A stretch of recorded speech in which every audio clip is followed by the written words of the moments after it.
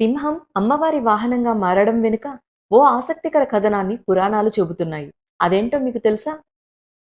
ఒకసారి మహాశివుడు ధ్యానం కోసం కూర్చుని ధ్యాన స్థితిలోనికి పూర్తిగా వెళ్ళిపోతారు. ఎన్నాళ్ళైనా అందులో నుంచి తిరిగి రారు. అమ్మవారు ఆయన కోసం వేచి చూసి అలసిపోతారు. మహాశివుడు ధ్యానంలో నిమగ్నమై పూర్తిగా మర్చిపోతాడు.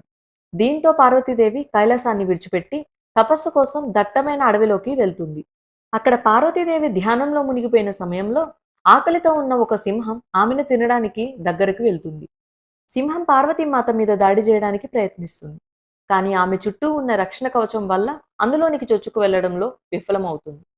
సింహం పార్వతీదేవి ధ్యాన స్థితి నుండి బయటకు వచ్చే వరకు వేచి ఉండాలని అనుకుంటుంది. ఇంతలో శివుడు పార్వతీదేవి తపస్సుకు సంతోషించి ఆమెను తిరిగి తీసుకువెళ్ళడానికి అడవికి వస్తారు. దీంతో పార్వతీదేవి ధ్యానం నుండి మేల్కుంటుంది. ఆ సమయంలో తన కోసం వేచి ఉన్న ఆకలిగా ఉన్న సింహాన్ని చూస్తుంది. దానిని చూడగానే పార్వతీదేవి తన శక్తితో సింహం తనను తినాలనుకుంటుందని గ్రహిస్తుంది. సింహం క్రూర జంతువైనా సరే, తనను తినాలని చూసినా సరే, దాని దీనస్థితికి అమ్మవారిలోని మాతృహృదయం కరుగుతుంది. సింహం మీద జాలిపడి పార్వతీదేవి దాన్ని తనతో పాటు తీసుకువెళ్తుంది. ఆ రోజు నుండి సింహం అమ్మవారికి వాహనంగా మారిపోయిందని పురాణాలు చెబుతున్నాయి. ఈ విషయాన్ని మొదటిసారి విని ఉంటే ఛానల్‌ను సబ్స్క్రైబ్ చేసుకోండి.